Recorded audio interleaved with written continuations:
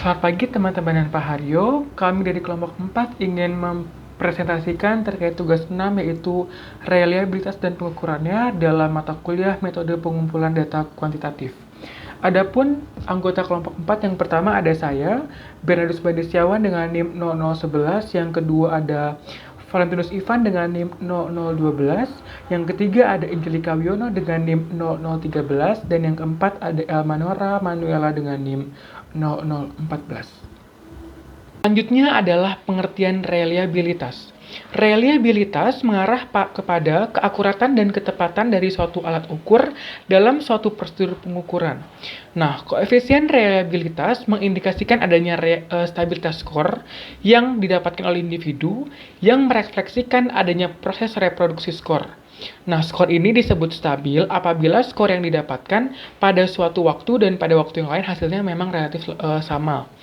Kalau kita telaah, reliabilitas ini berasal dari kata reliability, yang berarti sejauh mana hasil suatu pengukuran dapat dipercaya, atau jika memang kita telaah lagi dari segi bahasanya, reliabilitas berasal dari kata rely dan ability, yang boleh digabungkan memiliki arti kemampuan alat ukur untuk dapat dipercaya dan menjadi sandaran pengambilan keputusan.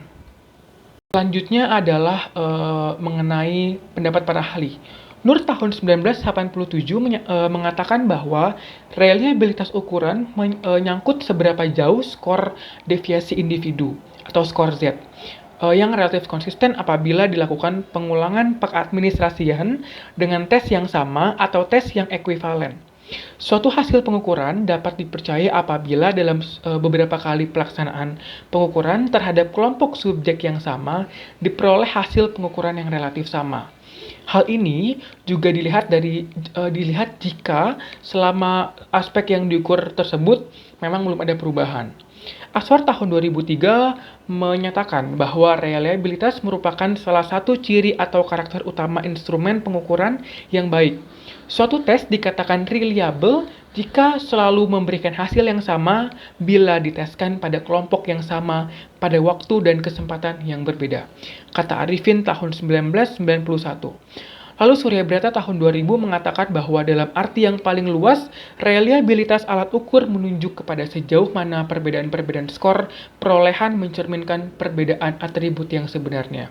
Nah, konsep reliabilitas dalam arti reliabilitas alat ukur ini berkaitan erat dengan masalah kekeliruan pengukuran. Kekeliruan pengukuran sendiri menunjukkan sejauh mana terjadinya inkonsistensi hasil pengukuran apabila dilakukan pengukuran ulang terhadap kelompok subjek yang sama. Sedangkan konsep reliabilitas dalam arti reliabilitas hasil ukur berkaitan erat dengan kekeliruan dalam pengambilan sampel yang mengacu pada inkonsistensi hasil ukur apabila pengukuran dilakukan ulang pada kelompok yang berbeda. Derajat kekeliruan pengukuran tidak dapat ditentukan dengan pasti, melainkan hanya dapat diestimasi saja, kata Surya Brata tahun 2000. Selanjutnya, studinya pada tahun 2004 menyatakan bahwa reliabilitas alat penilaian adalah ketepatan atau keajegan alat tersebut dalam menilai apa yang dinilainya.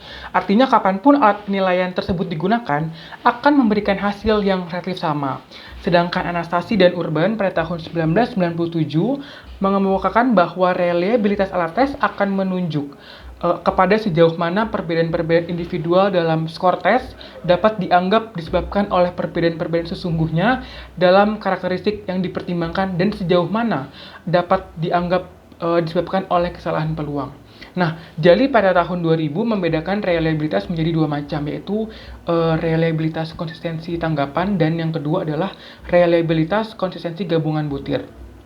Kalau reliabilitas konsistensi tanggapan responden melihat apakah tanggapan responden terhadap tes tersebut sudah baik atau konsisten. Dalam contoh, apabila suatu tes digunakan untuk melakukan pengukuran begitu terhadap objek ukur, kemudian dilakukan pengukuran kembali terhadap objek ukur yang sama. Apakah hasilnya memang tetap sama dengan pengukuran yang sebelumnya? Jika hasil pengukuran kedua menunjukkan ketidakkonsistenan, maka jelas hasil pengukuran itu tidak mencerminkan keadaan objek yang sesungguhnya. Sedangkan reliabilitas konsistensi gabungan butir berkaitan erat dengan kemantapan antara butir suatu tes. Nah, hal ini dapat diungkapkan dengan pertanyaan apakah objek ukur yang sama, butir yang satu menunjukkan hasil ukur yang sama dengan butir yang lainnya. Dengan kata lain, kita bisa menganggap bahwa terhadap bagian objek ukur yang sama, apakah hasil ukur butir yang satu tidak kontradiksi terhadap hasil ukur butir yang lainnya. Begitu. Yang kedua, ada faktor-faktor yang mempengaruhi reliabilitas. Yang pertama, jumlah butir tes atau panjang tes. Umumnya, semakin besar jumlah butir soal tes, semakin tinggi pula reliabilitasnya. Hal ini terjadi karena semakin panjang tes atau semakin banyak butir soal, sehingga semakin banyak perilaku yang terukur dengan lebih tepat. Apabila tes memiliki banyak butir, maka reliabilitasnya dapat meningkat. Asal penambahan butir tersebut mengacu pada pendeskripsian yang jelas terhadap variabel yang diukur.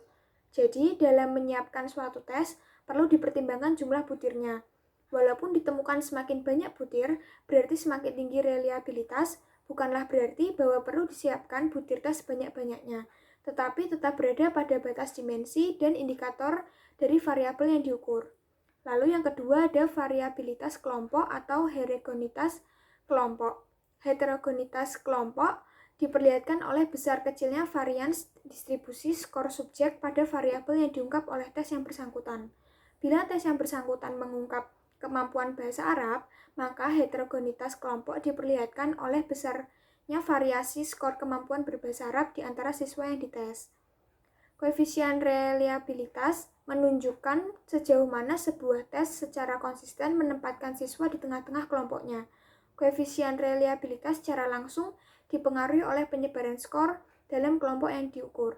Semakin besar penyebaran skor, artinya semakin kelompok bervariasi, maka semakin besar pula indeks reliabilitas yang diperoleh. Lalu yang ketiga ada objektivitas penskoran. Reliabilitas pemberi skor merujuk pada keberadaan observer yang berbeda atau kesepakatan pemberi nilai yang mereka berikan pada instrumen yang sama. Semakin tinggi kesepakatan, maka reliabilitas pemberi skor akan semakin tinggi juga. Begitu juga sebaliknya, sebagian besar tes bakat dan tes prestasi standar mempunyai objektivitas yang tinggi. Butir-butir skor tes objektif seperti pilihan ganda dan skor yang dihasilkan tidak dipengaruhi oleh keputusan dan pendapat pemberi skor. Yang keempat, ada metode estimasi reliabilitas. Secara umum, besarnya koefisien reliabilitas berkaitan erat dengan metode yang digunakan untuk estimasi reliabilitas. Nah, berikut ini beberapa tes untuk menentukan koefisien reliabilitas. Yang pertama ada metode tes ulang. Mungkin hasilnya lebih besar dibandingkan dengan metode belah dua jika interval waktunya pendek. Koefisien reliabilitas yang dihasilkan menjadi lebih kecil jika interval waktu tesnya ditingkatkan. Lalu yang kedua ada tes sejajar dengan interval waktu. Koefisien menjadi lebih kecil seiring dengan peningkatan interval waktu tes. Dan yang ketiga ada metode belah ketupat. Metode ini menyediakan sebuah indikasi konsistensi internal tes. Dan yang kelima ada level kelompok dan tingkat kesulitan tes. Presisi pengukuran dari sebuah tes bisa berhubungan dengan level kemampuan dari orang yang diukur. Bagaimanapun juga, tidak ada aturan yang dapat memformulasikan keadaan hubungan ini. Sifat hubungan ini bergantung pada bagaimana cara tes itu disusun. Untuk mereka yang merasa bahwa tes itu terlalu sulit, sepertinya mereka akan sering menebak. Akurasinya akan semakin lebih rendah. Pada keadaan lain, jika tes terlalu mudah untuk kelompok ini, seperti mereka pasti bisa menjawab kebanyakan item dengan benar, tes tersebut bisa menjadi tidak efektif dalam membedakan dalam anggota kelompok. Dan yang keenam ada homogenitas tes. Homogenitas tes juga berpengaruh pada reliabilitas. Soal yang mempunyai homogenitas tinggi cenderung mengarah pada tingginya tingkat reliabilitas. Dua jumlah tes yang sama, tetapi beda isi, misalnya yang satu mengukur kemampuan kebahasaan dan satu mengukur kemampuan fisika, akan menghasilkan reliabilitas yang berbeda. Selanjutnya adalah jenis-jenis reliabilitas. Jenis reliabilitas yang pertama adalah reliabilitas tes ulang atau retest atau stabilitas. Merupakan menyangkut usaha memperoleh nilai yang sama atau serupa untuk setiap orangnya. Uji reliabilitas tes ulang adalah ukuran reliabilitas yang diperoleh dengan memberikan tes yang sama sebanyak 2 kali selama periode waktu tertentu yang berbeda kepada sekelompok individu. Jadi dalam hal ini instrumen isinya itu sama, terus respondennya juga sama, tapi cuma waktunya yang berbeda. Reliabilitas diukur dari koefisien korelasi antara percobaan pertama dengan percobaan yang berikutnya. Skor dari waktu yang pertama dan skor waktu yang kedua kemudian dapat dikorelasikan untuk mengevaluasi stabilitasnya dari waktu ke waktu. Bila koefisien korelasi positif dan signifikan, maka tes tersebut dianggap sebagai reliable. Misalnya, terdapat sebuah tes matematika yang dirancang untuk menilai pembelajaran siswa. Tes tersebut diberikan kepada sekelompok siswa sebanyak 2 kali dengan selang waktu yang berbeda-beda.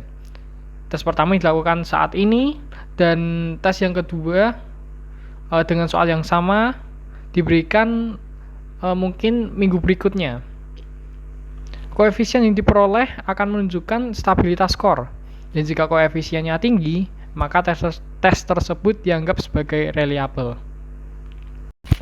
Yang kedua adalah reliabilitas tes ekuivalen atau seimbang. Menyangkut usaha memperoleh nilai yang relatif sama dengan jenis ukuran yang berbeda pada waktu yang sama. Bentuk ekuivalen adalah pengetesan atau pengukuran yang dilakukan dengan menggunakan 2 tes yang dibuat setara kemudian diberikan kepada responden atau objek tes dalam waktu yang bersamaan. Misalnya terdapat 2 tes matematika, yaitu seri A dan seri B, yang mana berisi instrumen yang sama tentang operasi hitung sederhana, namun hanya saja dengan soal yang berbeda pada seri A dan pada seri B-nya. Kemudian akan dicari reliabilitasnya, dan kita memberi tes tersebut pada sekelompok siswa. Setelah itu hasilnya akan dikorelasikan. Koefisien korelasi dari kedua hasil tes inilah yang menunjukkan koefisien reliabilitas tes. Jika koefisiennya tinggi, maka tes tersebut sudah reliable dan dapat digunakan sebagai alat pengetes yang dapat diandalkan. Kemudian jenis reliabilitas yang terakhir yang kami dapat adalah reliabilitas terwakili. Mengacu pada keterandalan masing-masing grup, di mana menguji apakah penyampaian indikator sama dengan jawabannya saat diterapkan ke kelompok yang berbeda-beda. Jadi maksudnya dari reliabilitas terwakili ini, instrumennya sama, tapi hanya saja respondennya yang berbeda-beda, yaitu terdapat misalkan kelompok 1, ada kelompok 2, atau mungkin kelompok 3 dan seterusnya. Semisal terdapat suatu tes matematika yang ingin dicari reliabilitasnya. Tes tersebut dibagikan kepada 2 dan atau lebih grup responden.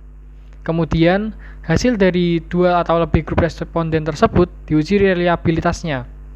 Bila koefisiennya sama atau mendekati sama dan sama-sama tinggi, berarti tes tersebut bisa dianggap sebagai tes yang reliable.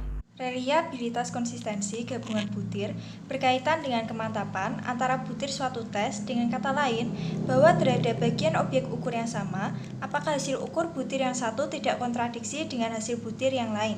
Jika terhadap bagian objek ukur yang sama, hasil ukur melalui butir yang lain, maka pengukuran dengan tes sebagai suatu kesatuan itu tidak dapat dipercaya, dan kata lain tidak reliable dan tidak dapat digunakan untuk mengungkap ciri atau keadaan sesungguhnya dari objek ukur. Jika hasil pengukuran pada bagian objek ukur yang sama antara butir yang satu dengan butir yang lain saling kontradiksi atau tidak konsisten, maka jangan menyalahkan objek ukur, melainkan alat ukur atau tes yang dipersalahkan dengan mengatakan bahwa tes tersebut tidak reliable terhadap objek yang diukur. Koefisien reliabilitas konsisten gabungan butir untuk skor butir dikotomi dapat dihitung menggunakan rumus yang dikenal dengan KR20. Selanjutnya, ada koefisien reliabilitas gabungan butir untuk skor butir politomi, maka koefisien reliabilitas dihitung menggunakan koefisien alfa dengan rumus sebagai berikut. Interpretasi terhadap koefisien reliabilitas merupakan interpretasi relatif, artinya tidak ada batasan mutlak yang menunjukkan berapa angka koefisien minimal yang harus dicapai agar suatu pengukuran dapat disebut reliabel. Namun, memberikan informasi tentang hubungan varian skor teramati dengan skor sejati kelompok individu. Misalnya, diperoleh koefisien reliabilitas sama dengan 0,87. Koefisien reliabilitas ini dapat diartikan bahwa 87 varian skor teramati diakibatkan oleh varian skor sejati kelompok individu, dan korelasi antara skor teramati dan skor sejati sama dengan akar 0,87 atau 0,93.